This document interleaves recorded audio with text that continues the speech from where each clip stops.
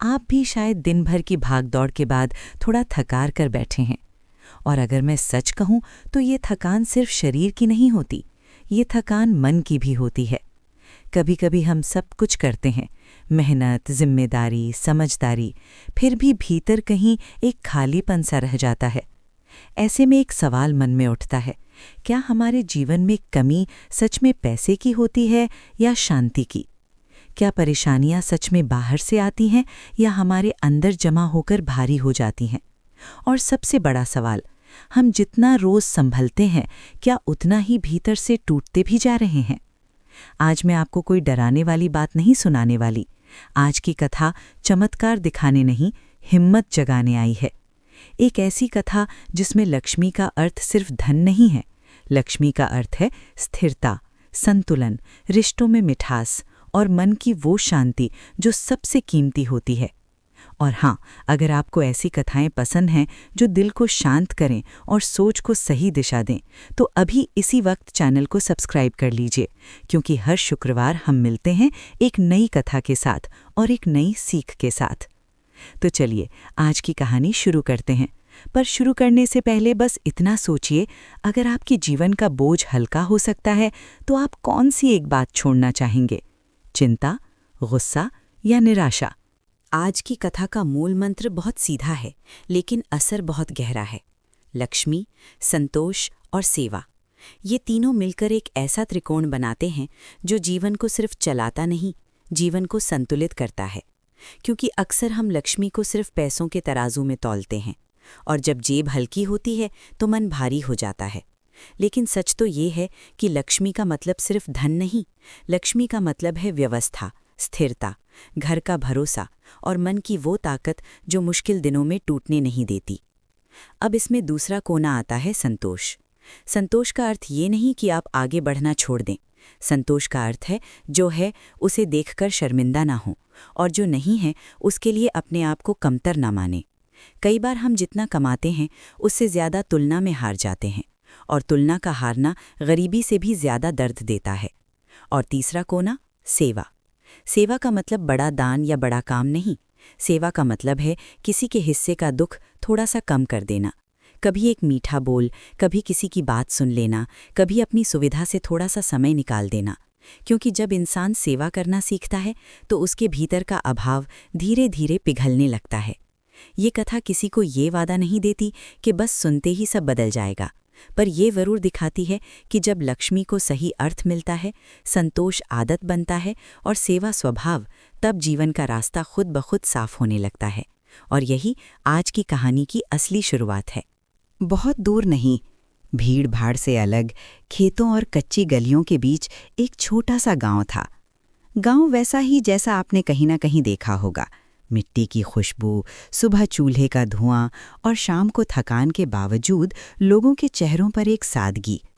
उसी गांव के एक कोने में एक घर था जो देखने में बड़ा साधारण था। कच्ची दीवारें, टपकती छत और आंगन में बस थोड़ी सी जगह। बारिश आती तो छत से बूंदें गिरती और सर्दी आती तो हवा दीवारों के छेदों से अंदर तक आ जाती। घर में रहने वाला परिवार गरीब था, पर उनकी आवाज में कड़वाहट नहीं थी। पिता सुबह सूरज से पहले उठते, जो काम मिले वही करते, कभी खेत में मजदूरी, कभी किसी के घर का काम। माँ का स्वभाव बहुत शांत था। हाथ में पैसे कम आते, पर वो थोड़े में घर चलाने की कला जानती थी। और सच कहूं, उनका घर गरीबी से नहीं, उनकी समझदारी से चल रहा था। उनके 2 बच्चे थे, एक बेटा और एक बेटी। दोनों ने अभाव को बहुत करीब से देखा था। नए कपड़े साल में कभी-कभी और कई बार रात का खाना बस सादा सा। फिर भी उस घर में चीखें नहीं थीं, शिकायतें नहीं थीं, बस एक बात थी, आपस में भरोसा। हर शुक्रवार माँ आंगन को साफ करती, मिट्टी समतल करती और एक छोटा सा दिया जलाती। दिया छोटा होता, पर उसकी लौ में माँ का विश्वास बड़ा दिखता। पूजा के बाद वो अक्सर बच्चों से एक ही बात कहती, धन मिले या ना मिले, घर में मन की शांति बनी रहे और किसी के लिए दिल में कड़वाहट ना आए।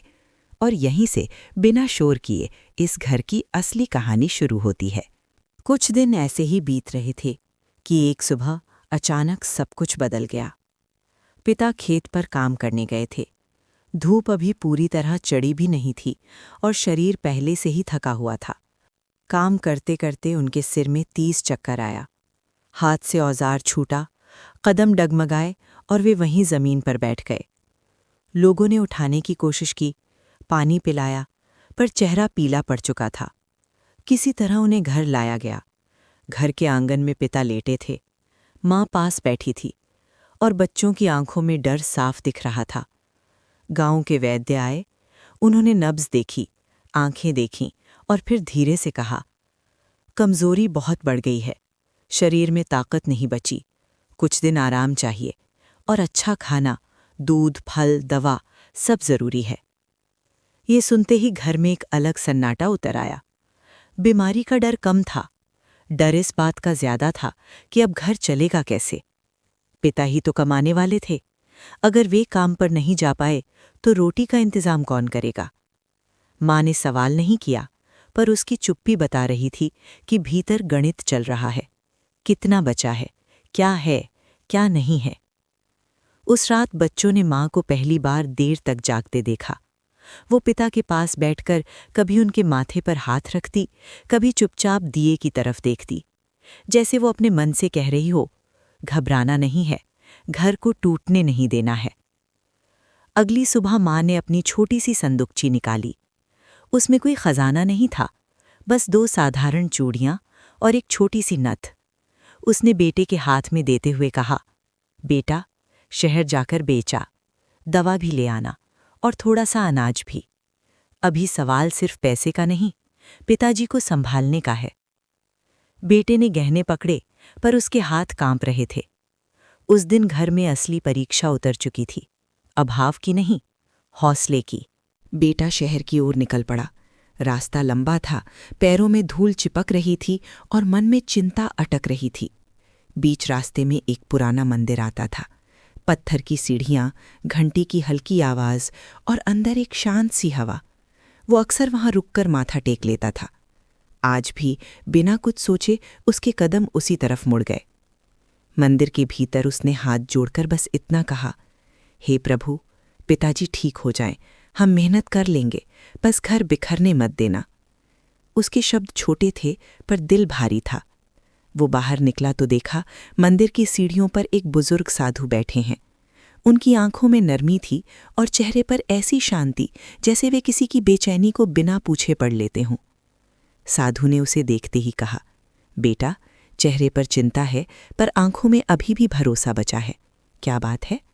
बेटा कुछ पल चुप रहा, फिर सब कह दिया। पिता की तबीयत, घर का अभाव, माँ के गहने और शहर जाकर बेचने की मजबूरी। साधु ने धीरे से सिर हिलाया और बोले, श्रद्धा का एक अर्थ ये भी होता है कि तू कठिन समय में भी गलत फैसले से बच जाए। फिर उन्होंने उसके हाथ की तरफ देखा और कहा, तू जो बेचने जा रहा है उसमें सिर्फ धातु नहीं है, उसमें तेरी माँ का धैर्य बंधा है। इसे बेचने से पहले एक बार सोच लेना, कहीं तू घर का सब्र तो नहीं बेच देगा। बेटे के मन में जैसे कुछ अटक गया। साधु ने अपनी झोली से एक छोटा सा पीला कपड़ा निकाला, उसमें कुछ बंधा था। उन्होंने उसे बेटे के हाथ में रखते हुए कहा, इसे रख ले, अभी मत खोलना, जब बहुत अंधेरा लगे, जब रास्ता समझ ना आए तब खोलना। बेटा कुछ समझ नहीं पाया, पर उसने वो पोटली संभाल ली। सीढ़ियों से उतरते हुए उसके कदम धीमे थे, जैसे मंदिर की शांति उसके भीतर उतर रही हो। और उसी पल उसके मन में श्रद्धा की पहली चिंगारी जल उठी कि शायद हर कठिनाई पैसे से नहीं, सही फैसले से कटती है। शहर पहुंचते पहुंचते शाम होने लगी थी। चारों तरफ भीड़, गाड़ियों का शोर, दुकानों की चमक और लोगों की तेज चाल, सब कुछ अलग था। बेटे ने अपनी जेब टटोली, माँ की चूड़ियां हाथ में ली और एक पल को सोने चांदी की दुकान के बाहर खड़ा रह गया। भीतर से आवाज आ रही थी, बेच दे, पैसे मिल जाएंगे, दवा आ जाएगी। लेकिन कानों में साधु की बात भी गूंज रही थी, कहीं तू घर का सब्र तो नहीं बेच देगा। उसने चूड़ियों को फिर से देखा। वे बहुत भारी नहीं थीं, पर उन्हें पकड़ते ही उसे माँ का चेहरा याद आ गया। वो चुपचाप सहने वाला चेहरा जो कभी किसी के आगे हाथ नहीं फैलाता। बेटे के कदम दुकान की तरफ बढ़े भी और फिर रुक गए। उसने एक लंबी सांस ली, जैसे भीतर कोई फैसला पक्का हो गया हो। उसने तय किया, आज नहीं, वो चूड़ियां नहीं बेचेगा। अब दूसरा रास्ता बचा था मेहनत। वो शहर की गलियों में घूमने लगा। कहीं सामान ढोने का काम मिला, कहीं दुकान पर बोरे उठाने का, कहीं एक छोटी सी चाय की दुकान पर बर्तन धोने का। दिन भर उसने बस एक ही बात सोची, आज का हर पसीना घर के लिए है। शाम तक उसके हाथों में जलन थी, पैरों में दर्द था, पर जेब में थोड़े से पैसे थे। बहुत नहीं, पर अपने थे। उन्हीं पैसों से उसने दवा खरीदी, थोड़ा दूध, कुछ फल और थोड़ा सा सादा अनाज लिया। वो सब सामान लेकर वापस गांव की तरफ चल पड़ा। रास्ता थकाने वाला था, पर मन में एक अजीब सी ताकत थी कि उसने मजबूरी में भी अपनी रीढ़ नहीं झुकाई। घर पहुंचकर माँ ने सबसे पहले उसकी आंखों में देखा, फिर चूड़ियों को। उसने कुछ नहीं पूछा, बस बेटे के सिर पर हाथ फेरा। उस एक स्पर्श में जैसे माँ ने कह दिया, मैं समझ गई, तूने सिर्फ दवा नहीं लाई, तूने घर की इज्जत भी बचाई है। और उस रात सादी रोटी में भी एक अलग मिठास थी, आत्मसम्मान की। दिन बीतते गए, पिता की तबीयत कुछ संभलने लगी, पर पूरी तरह काम पर लौटने में समय था। घर की गाड़ी जैसे तैसे चल रही थी, कभी बेटे की मेहनत से, कभी माँ के छोटे छोटे काम से, और कभी पड़ोस से उधार लिए गए थोड़े से भरोसे से। लेकिन अभाव का सच यही होता है, वो धीरे धीरे आता है और एक दिन अचानक सामने खड़ा हो जाता है। एक सुबह माँ ने अनाज की कोठरी खोली तो नीचे बस खालीपन था। न दाल, न आटा, न चावल। चूल्हे के पास रखी लकड़ियां भी गिनती की थीं। उस दिन हवा भी जैसे सूखी थी और घर का सन्नाटा भी। बच्चों ने माँ की तरफ देखा, भूख आंखों में थी और सवाल होठों पर। बेटे ने धीमे से कहा, माँ, आज क्या बनेगा? बेटी ने भी हिम्मत करके पूछा, माँ, आप क्या करेंगे? माँ कुछ पल चुप रही, फिर उसने वही किया जो घर में सबसे अजीब लगता था। उसने झाड़ू उठाई और आंगन साफ करने लगी, जैसे आज कोई त्योहार हो। उसने चूल्हे के पास की मिट्टी समतल की, कोने में जगह बनाई और पूजा का छोटा सा स्थान ठीक करने लगी। बच्चों का धैर्य टूटने लगा। बेटी बोली, जब खाने को कुछ नहीं है तब ये सब क्यों? माँ ने उसकी तरफ देखा, आंखों में थकान थी पर आवाज में कांप नहीं था। उसने बहुत सरलता से कहा, बेटी, भूख शरीर को लगती है, पर हमारी आस्था मन की भूख है। जब घर में कुछ नहीं होता तब मन को संभालने की सबसे ज्यादा जरूरत होती है। आज अगर हम टूट गए तो कल संभलना और मुश्किल हो जाएगा। उसने दिया निकाला। तेल कम था, बातें भी छोटी थी, पर उसने दिया जला दिया। लौ बहुत धीमी थी, लेकिन उस धीमी लौ में एक जिद थी, हम हारेंगे नहीं। माँ ने बच्चों को पास बैठाया और बोली, आज बस इतना करो, मन शांत रखो, गुस्सा मत करो और किसी को दोष मत दो। अभाव में भी मन अगर टिक गया तो यही सबसे बड़ा धन है। उस दिन घर में अनाज खत्म था, पर मन नहीं। और यही वो जगह थी जहाँ कहानी सिर्फ गरीबी की नहीं रही, वो मन के बल की कथा बन गई। उस रात घर में खाने को कुछ नहीं था, फिर भी माँ ने बच्चों को अपने पास बिठाया, जैसे कोई सबसे कीमती चीज बांटने वाली हो। दिए की छोटी सी लौ टिमटिमा रही थी। बाहर अंधेरा था, लेकिन आंगन के उस कोने में एक अलग सी शांति उतर आई थी। माँ ने धीरे से कहा, आज एकादशी का भाव है, और एकादशी का मतलब सिर्फ व्रत नहीं होता बेटा। एकादशी का मतलब होता है अपने अंदर की बेचैनी को थोड़ा शांत करना और अपने भीतर की दिशा ठीक करना। बेटे ने पूछा, माँ, जब आदमी गलत रास्ते पर चला जाए तो क्या वो कभी सच में बदल सकता है? माँ ने मुस्कुराकर सिर हिलाया, बदल सकता है, और बदलाव का पहला कदम होता है अपने ही भीतर सच स्वीकार करना। फिर माँ ने कथा सुनाई। उसने कहा, एक राजा का बेटा था जो अपनी जवानी में गलत संगत में पड़ गया। वो दूसरों का अपमान करता, अहंकार में जीता और अपने ही घर की मर्यादा भूल गया। राजा ने उसे बहुत समझाया, पर जब बात नहीं बनी तो उसे राज्य से दूर कर दिया गया। वो जंगल में भटकने लगा। वहाँ ना आराम था, न सहारा। धीरे धीरे उसे समझ आया कि जिस दुनिया को वो जीत समझ रहा था, वो सिर्फ खोखलापन था। माँ ने आगे कहा, एकादशी के दिन वो बहुत कमज़ोर था, भूखा, ठंड से कांपता और बिल्कुल अकेला। उसी हालत में उसके मन में पहली बार एक सच्ची प्रार्थना उठी, हे प्रभु, मैं गलत रहा, मुझे सही राह दे दो। उसने कोई बड़ा अनुष्ठान नहीं किया, बस मन में पश्चाताप किया और उस रात जागकर अपना अहंकार तोड़ा। माँ ने बच्चों की तरफ देखकर कहा, देखो, इस कथा का मतलब ये नहीं कि कोई एक दिन में महान बन जाता है। इसका मतलब ये है कि जब इंसान भीतर से बदलने का निर्णय कर ले तो उसका जीवन धीरे धीरे बदलना शुरू हो जाता है। असली एकादशी यही है, मन का रूपांतरण। और दिए की लौ जैसे थोड़ी स्थिर हो गई, मानो बात समझ गई हो। अगली सुबह घर में वही सन्नाटा था, लेकिन रात की कथा के बाद मन में एक हल्की सी स्थिरता आ गई थी, जैसे पेट खाली हो फिर भी भीतर कुछ टिक गया हो। माँ ने बच्चों को उठाया, पानी पिलाया और कहा, आज जो है उसी में दिन निकालेंगे, शिकायत नहीं करेंगे।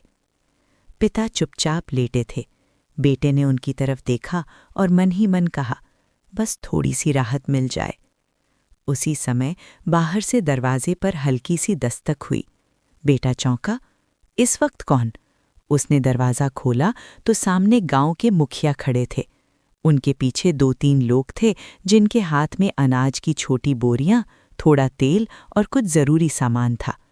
मुखिया ने बिना कोई औपचारिकता किए कहा, कल रात मुझे नींद ठीक से नहीं आई। मन में बार बार यही आया कि इस गली के कोने वाले घर में खाने की कमी है। हम गांव वाले हैं और गांव में कोई परिवार भूखा रहे ये ठीक नहीं। माँ की आंखें भर आईं, पर वो रोई नहीं। उसने हाथ जोड़कर बस इतना कहा, आपका उपकार। मुखिया ने बात काट दी, उपकार मत कहो बहन, जब ज़रूरत होती है तब साथ देना ही धर्म है। और हाँ, ये कुछ पैसे भी रख लो, दवा के काम आएंगे। घर के अंदर जैसे हवा बदल गई।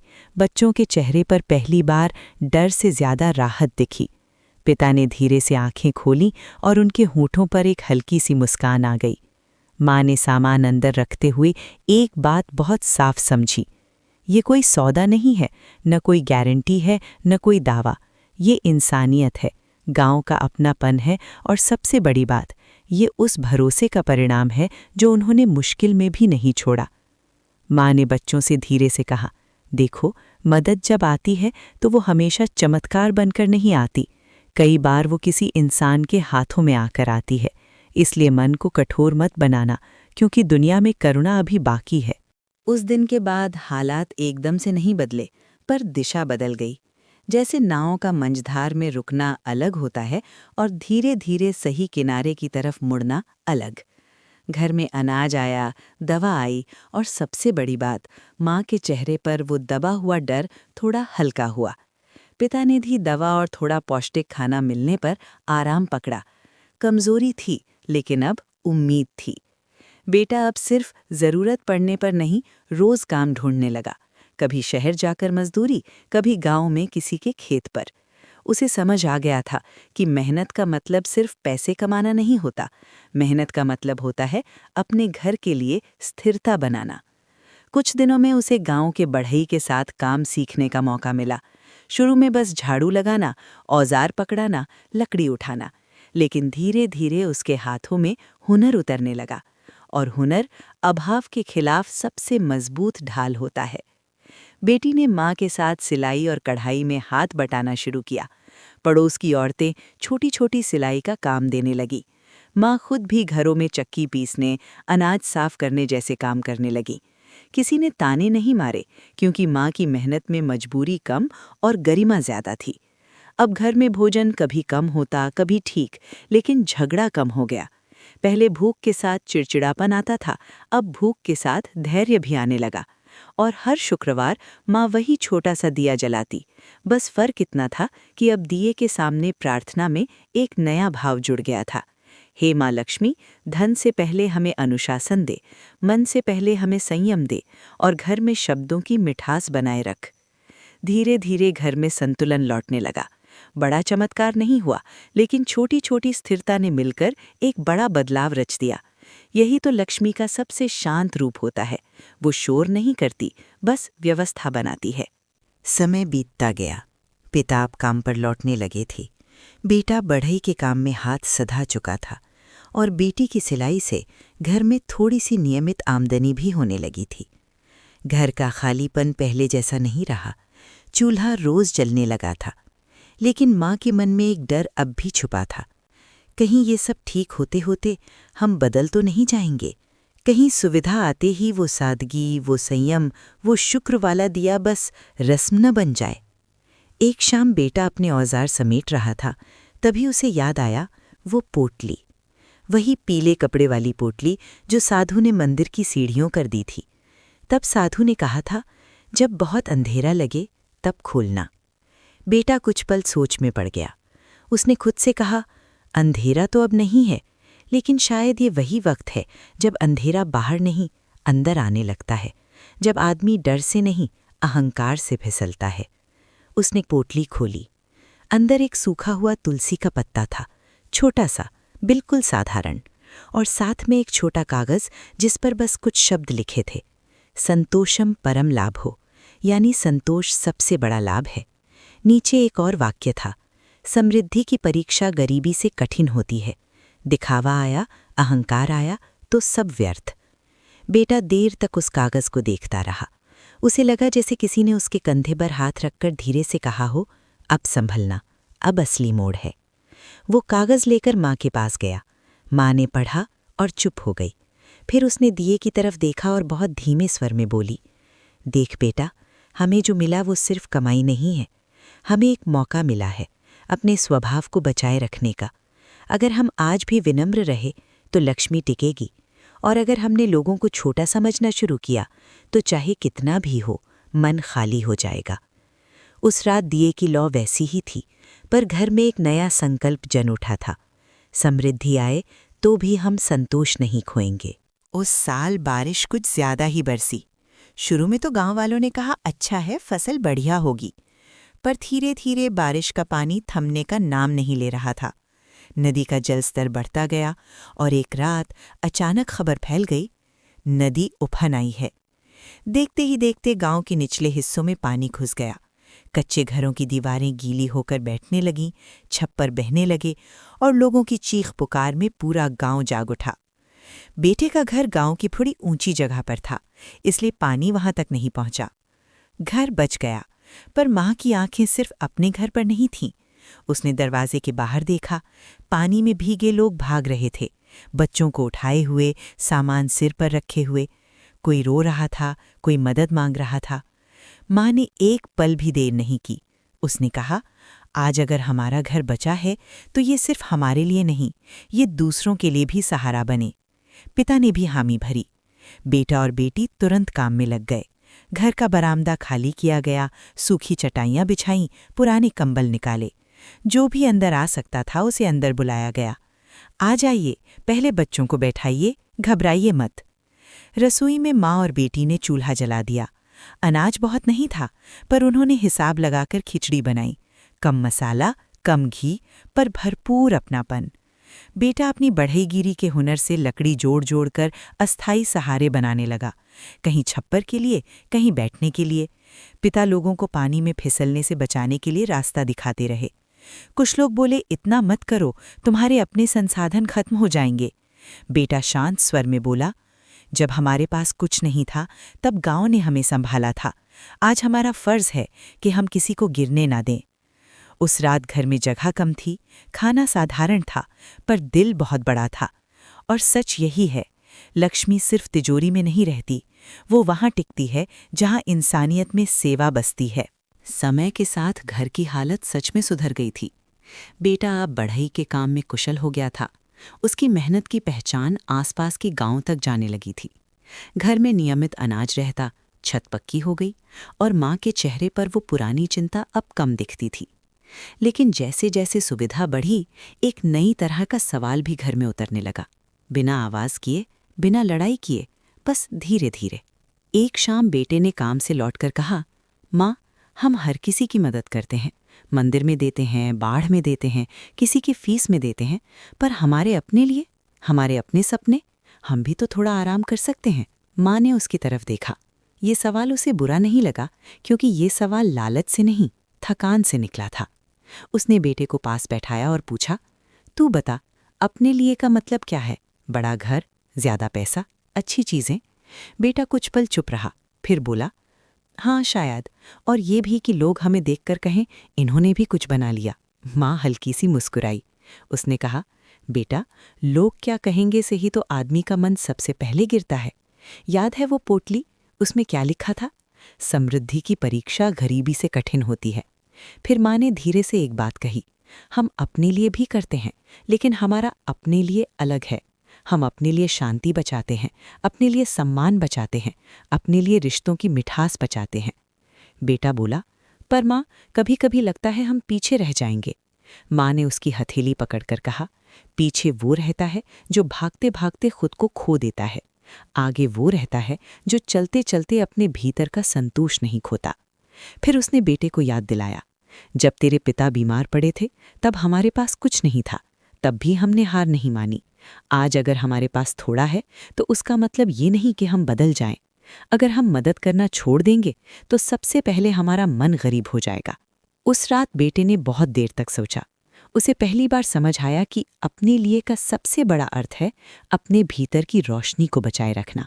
क्योंकि घर बड़ा हो सकता है, चीज़ें नई हो सकती हैं, लेकिन अगर मन में कड़वाहट आ गई तो सब पुराना हो जाता है। कुछ साल बीते, घर में अब एक नया जीवन भी आ चुका था। बेटे का छोटा सा बच्चा। उसकी हंसी में घर का सूनापन भर गया था और माँ के चेहरे पर नई चमक आ गई थी। लेकिन जीवन जैसे खुशियों के साथ साथ परीक्षा भी भेजता है। एक दिन बच्चे को तेज बुखार चढ़ा। पहले तो सबने सोचा साधारण है, उतर जाएगा, पर रात बढ़ती गई और बुखार भी बढ़ता गया। बच्चे की सांसें तेज थीं, आंखें बुझी बुझी, और माँ का दिल जैसे किसी ने मुट्ठी में दबा दिया। वे बच्चे को डॉक्टर के पास ले गए। डॉक्टर ने जांच करके कहा, इलाज करना पड़ेगा, दवाइयां भी लगेंगी और खर्च भी होगा। शब्द सीधे नहीं थे, पर मतलब साफ था, ये इलाज महंगा है। घर में फिर वही पुरानी घबराहट लौटी, पर इस बार वजह गरीबी नहीं थी, वजह थी नैतिकता। क्योंकि गांव के कुछ लोगों ने सलाह दे दी, मंदिर के फंड से पैसे ले लो, तुम ही तो मंदिर संभालते हो, बाद में लौटा देना। ये सुनते ही बेटे के चेहरे पर सख्ती आ गई। उसने कहा, नहीं, वो पैसा हमारा नहीं है, वो लोगों की श्रद्धा है, वो मंदिर का है, जरूरतमंदों का है। पत्नी की आंखों में डर था, पर बच्चा, माँ ने बीच में बहुत शांत आवाज में कहा, बच्चा हमारी सांस है और ईमानदारी हमारी आत्मा। सांस बचानी है, पर आत्मा बेचकर नहीं। ये निर्णय आसान नहीं था। रातों की नींद गायब, मन में चिंता और दिल में डर। बेटे ने सोचा, अगर पैसा नहीं लिया तो इलाज कैसे होगा, और अगर लिया तो फिर उस दिए की लौ किस मुंह से जलाएंगे। उन्होंने अपने साधन जुटाने शुरू किए। कुछ बचत थी, कुछ काम का पैसा, और ज़रूरत पड़े तो बेटे ने अपने औजार बेचने तक की बात कर दी। खबर गांव में फैल गई। जिन लोगों ने कभी उनकी मदद पाई थी वे खुद आगे आ गए। किसी ने पैसे दिए, किसी ने दवा का इंतजाम किया, किसी ने डॉक्टर तक पहुंचाने में मदद की। किसी ने कहा, तुमने कभी हिसाब नहीं लगाया, आज हम भी हिसाब नहीं लगाएंगे। इलाज हुआ, बच्चा धीरे धीरे ठीक हुआ, और उस दिन माँ ने दिए के सामने बस इतना कहा, हे माँ, धन का नहीं, चरित्र का साथ देना, क्योंकि कठिन समय में पैसे से ज्यादा सही निर्णय की जरूरत होती है। बच्चा ठीक हो गया, घर में फिर हंसी लौट आई। पर उस घटना के बाद गांव में लोगों का विश्वास इस परिवार पर और गहरा हो गया था। मंदिर की देखभाल, साफ सफाई, जरूरतमंदों की मदद, सब कुछ पहले जैसा ही चल रहा था। फिर एक सुबह ऐसा हुआ जिसने पूरे गांव को हिला दिया। भोर का समय था, मंदिर के कपाट अभी खुले नहीं थे। पुजारी अंदर गए तो उन्होंने देखा मुख्य प्रतिमा के सामने रखा छोटा सा दिया जल रहा है। बाती सुलगी हुई थी, लौ स्थिर थी और आसपास कोई नहीं। पुजारी का माथा ठंडा पड़ गया। उन्होंने सोचा, किसने जलाया? दरवाज़ा तो बंद था। कुछ ही देर में ये बात गांव में फैल गई। लोग दौड़े चले आए। कोई उसे चमत्कार कह रहा था, कोई संकेत, कोई रहस्य। कुछ लोग तो कहने लगे, अब तो यहाँ जो मांगेगा वही मिलेगा। पर परिवार ने वैसा कुछ नहीं कहा, न बेटे ने न माँ ने। उन्होंने भीड़ को देखा, लोगों की उत्तेजना देखी और माँ ने बहुत शांत स्वर में कहा, भाइयों और बहनों, दिया जलना एक बात है, पर असली सवाल ये है कि हमारे भीतर का दिया जला या नहीं। उसने आगे कहा, अगर इस घटना से हमारे मन में घमंड आ गया या किसी को डराकर उम्मीद बेची गई, तो ये दिया हमें रोशनी नहीं, भ्रम देगा। बेटे ने पुजारी से भी निवेदन किया, किसी को ये मत कहना कि बस यहाँ आने से सब बदल जाएगा। लोगों को शांति दें, पर लालच मत दें। उन्होंने तय किया कि मंदिर की व्यवस्था और पारदर्शी होगी। जो भी दान आएगा उसका उपयोग साफ साफ दिखेगा, किस गरीब की दवा में, किस बच्चे की पढ़ाई में, किस ज़रूरत में। लोगों ने फिर भी दिए के सामने माथा टेका। बहुतों की आंखों में आंसू थे। किसी ने बीमारी की प्रार्थना की, किसी ने नौकरी की, किसी ने घर की शांति की। माँ ने बस इतना कहा, प्रार्थना करिए, मन हल्का करिए, पर याद रखिए, जीवन बदलता है तब जब हम खुद भी थोड़ा बदलते हैं। और यही चमत्कार का सही मतलब था। दिया अपने आप जलाया नहीं, ये अलग बात, लेकिन उस घटना ने गांव के कई दिलों में करुणा, संयम और उम्मीद का दिया जरूर जला दिया। परिवार ने उसे प्रचार नहीं बनाया, उन्होंने उसे जिम्मेदारी बना लिया। समय बीतते बीतते घर की तीसरी पीढ़ी भी बड़ी होने लगी। बच्चा पढ़ाई के लिए शहर गया। शहर की रफ्तार तेज थी। बड़ी इमारतें, नई सोच, दोस्त और वो दुनिया जहां सफलता का मतलब अक्सर दिखावे से जोड़ दिया जाता है। शुरू में वो गांव को याद करता रहा, मंदिर की घंटी, माँ का दिया, पिता की सादगी, सब। लेकिन धीरे धीरे वही शहर उसके मन में एक नई तुलना भरने लगा। जब वो छुट्टियों में घर लौटा तो घर वही था, साफ, सादा, शांत। पर उसके मन में सवालों की आवाज़ तेज हो चुकी थी। उसने देखा कि मंदिर में दान बढ़ रहा है, गांव में लोग उनके घर को आदर से देखते हैं, फिर भी घर में वही सादगी, वही साधारण कपड़े, वही सीमित ज़रूरतें। एक शाम उसने पिता से कहा, पापा, हम इतना सब संभालते हैं, दान आता है, लोग सम्मान देते हैं, फिर भी हम इतना साधारण क्यों रहते हैं? एक बड़ा घर, अच्छी गाड़ी, ये तो हम ले ही सकते हैं। पिता ने उसे घूरकर नहीं देखा, उन्होंने बस उसे पास बिठाया और पूछा, तू सच में सुविधा चाहता है या लोगों की नज़र में बड़ा दिखना चाहता है? लड़का चुप हो गया। पिता ने बहुत धीरे कहा, बेटा, शहर तुझे सपने देता है ये अच्छी बात है, पर शहर तुझे ये भी सिखा देता है कि हर सपना दिखाने के लिए होता है। हमारे घर ने एक बात सीखी है, जो मिले वो जीवन को आसान बनाए, लेकिन अहंकार को बड़ा ना बनाए। लड़के ने थोड़ा तीखा होकर कहा, पर ये सब पुराने ज़माने की बातें लगती हैं, अब तो सब मैनेजमेंट, ब्रांड, इमेज का ज़माना है। माँ ने ये सुना तो वो भी पास आ गई। उसने शांत स्वर में कहा, बेटा, इमेज बाहर की चीज़ है, चरित्र भीतर की। इमेज टूटे तो लोग भूल जाते हैं, चरित्र टूटे तो इंसान खुद को नहीं भूल पाता। फिर भी लड़के का मन नहीं माना। वो उलझन में था, एक तरफ शहर की चमक, दूसरी तरफ घर की सादगी। और यही असली टकराव था, क्योंकि ये लड़ाई पीढ़ियों की नहीं थी, ये लड़ाई दिखने और होने के बीच की थी। उस रात दिया जला, पर लड़के की आंखें दिए पर टिक नहीं रही थीं। वो भीतर ही भीतर अपनी पहचान ढूंढ रहा था कि वो किस रास्ते का है। अगले कुछ दिनों में उस लड़के ने गांव को थोड़ा अलग नज़र से देखना शुरू किया। पहले वो मंदिर को बस पूजा की जगह समझता था, जहां लोग आते हैं, माथा टेकते हैं और लौट जाते हैं। लेकिन अब जब वो घर में बैठा बैठा लोगों की आवाजाही देख रहा था, तो उसे एक बात साफ दिखने लगी। मंदिर इस गांव के लिए सिर्फ आस्था नहीं था, ये सहारा था।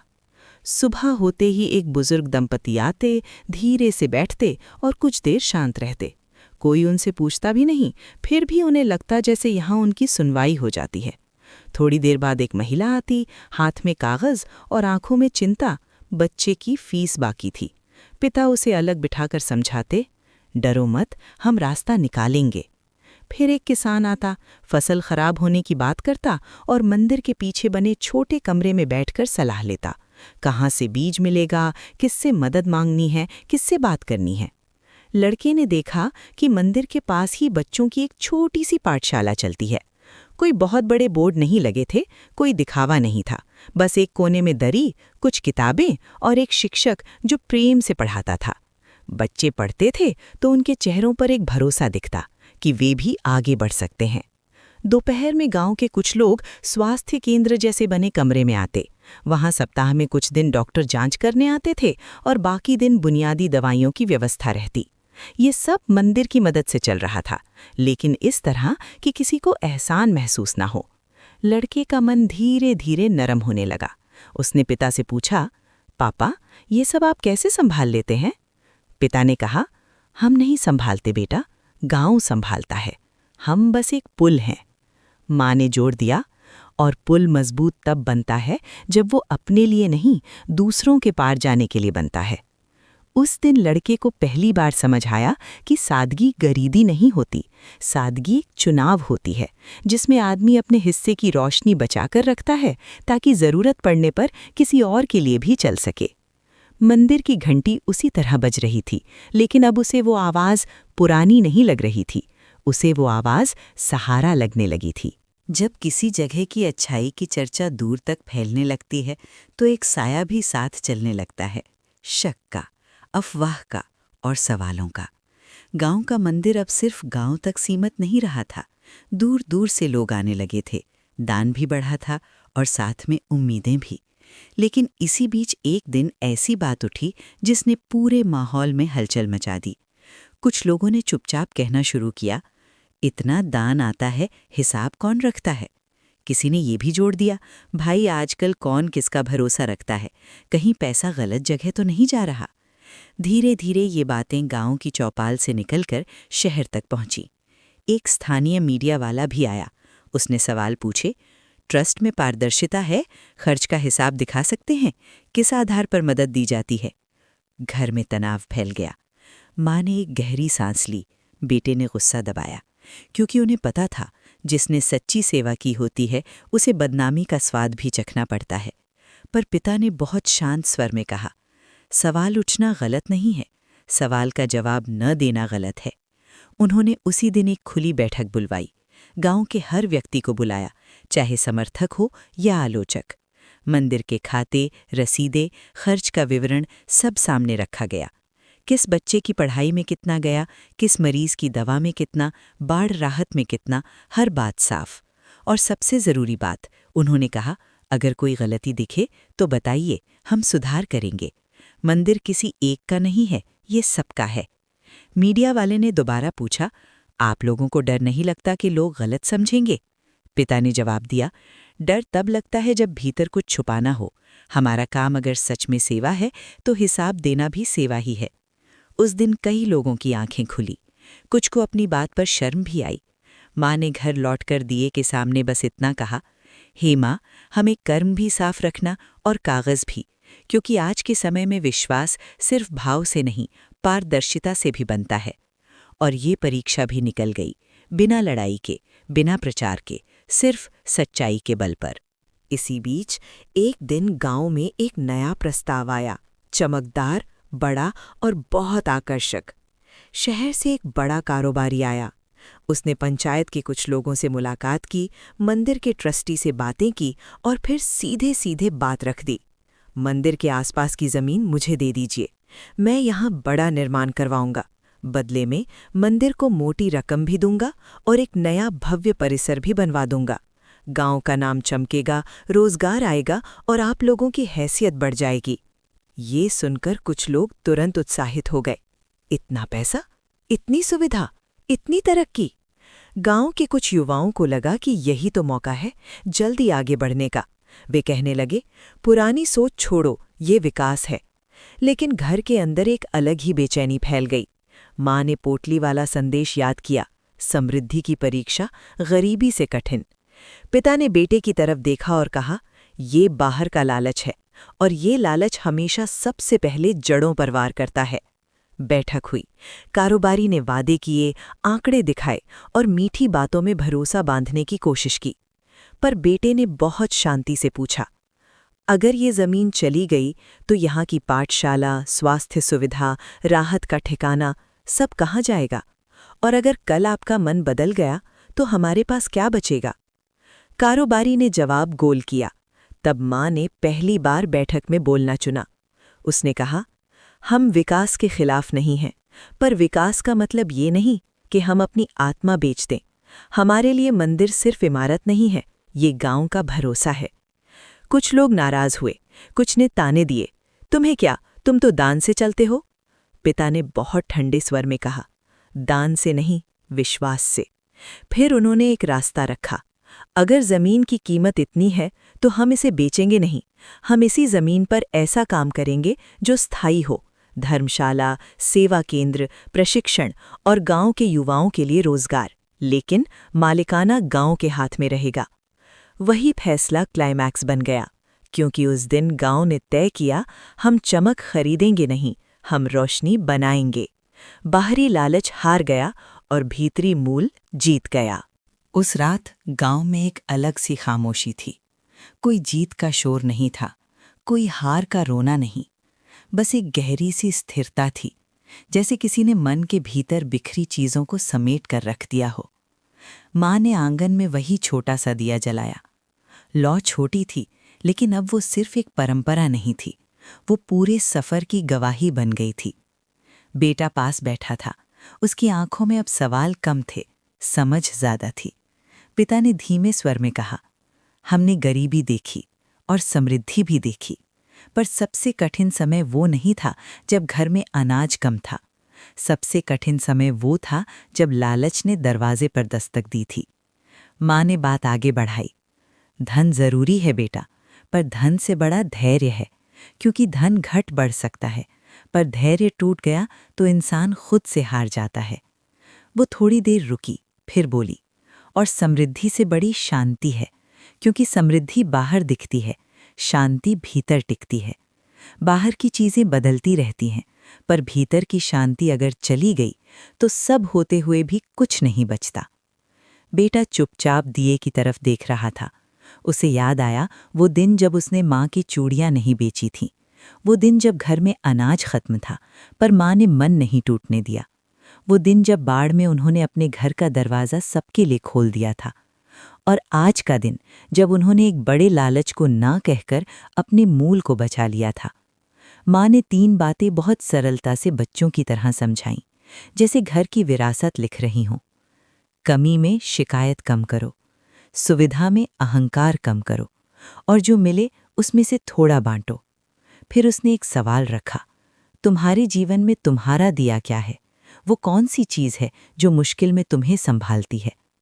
उस सवाल के साथ दिए की लौ और स्थिर हो गई, और घर के भीतर एक बात साफ हो गई, लक्ष्मी का सबसे सुंदर रूप वही है जो शांति बनकर टिक जाए।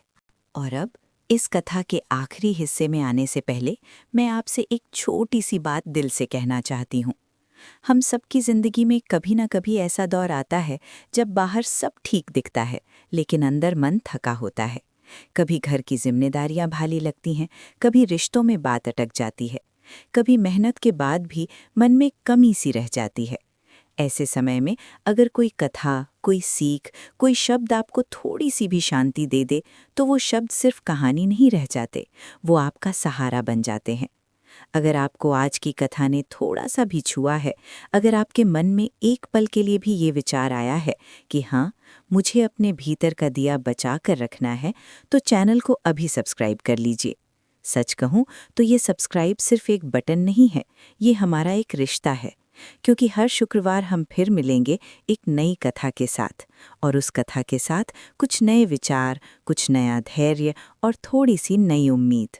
और हाँ, नोटिफिकेशन की घंटी भी चालू कर दीजिए, ताकि अगली बार जब हम मिलें तो आपसे वो मुलाकात छूटे नहीं। कई बार बस एक कथा, एक वाक्य, एक सीख पूरे हफ्ते को संभाल देती है। अब एक छोटी सी विनती और, कमेंट में मुझे बताइए, आपको इस समय अपने जीवन में सबसे ज़्यादा किस चीज़ की ज़रूरत महसूस हो रही है? शांति, स्थिरता या हिम्मत? मैं आपके जवाब ज़रूर पढ़ती हूँ और कोशिश करती हूँ कि अगली कथाओं में आपके मन की बात भी शामिल हो। चलिए, अब चलते हैं समापन की ओर, जहाँ ये छोटा सा दिया आपकी कहानी से भी जुड़ने वाला है। शुक्रवार की उस रात दिया जल रहा था। घर के आंगन में वही सादगी थी, वही मिट्टी की खुशबू और वही धीमी सी लौ। लेकिन अब उस लौ में सिर्फ इस परिवार की कहानी नहीं थी, उस लौ में एक सीख थी जो हर उस इंसान के लिए है जो रोज टूटते टूटते भी खुद को संभालता है। माँ ने हाथ जोड़कर कोई बड़ा वरदान नहीं मांगा, उसने सिर्फ इतना कहा, हे माँ लक्ष्मी, हमारे घर में सिर्फ धन नहीं, धैर्य भी रखना। हमारे शब्दों में मिठास रखना और हमारे मन में कड़वाहट को जगह मत देना। फिर उसने बच्चों की तरफ देखा और बोली, देखो, हमें कोई वादा नहीं चाहिए कि सब कुछ अपने आप ठीक हो जाएगा। हमें बस ये शक्ति चाहिए कि जो परिस्थिति आए हम इंसान बने रहें। उसने एक बहुत सरल संकल्प सबको दिलवाया। हम चिंता को इतना बड़ा नहीं बनाएंगे कि रिश्ते छोटे हो जाएं। हम गुस्से में ऐसा कुछ नहीं बोलेंगे जो बाद में पछतावा बन जाए, और जो हमारे पास है उसमें से थोड़ा सा किसी के काम आए, इतना दिल बड़ा रखेंगे। दिए की लौ टिमटिमाई जैसे उस संकल्प पर हामी भर रही हो। पिता ने बहुत धीमे स्वर में कहा, जब मन शांत होता है तो रास्ता अपने आप दिखने लगता है। बेटा बोला, और जब हम दूसरों का हाथ पकड़ते हैं तो हमारा हाथ भी मजबूत हो जाता है। बेटी ने बस इतना जोड़ा, घर में शांति रहे तो वही सबसे बड़ी समृद्धि है। और अब आपसे भी बस यही निवेदन है, आज की कथा को यहीं खत्म मत कीजिए। इसे अपने जीवन में एक छोटी सी आदत बनाइए। हर शुक्रवार नहीं तो कभी भी बस एक पल बैठिए, सांस धीमी कीजिए और अपने भीतर के दिए को देखिए। क्योंकि सच यही है, लक्ष्मी वहीं ठहरती है जहां मन शांत हो और घर एक दूसरे का हो।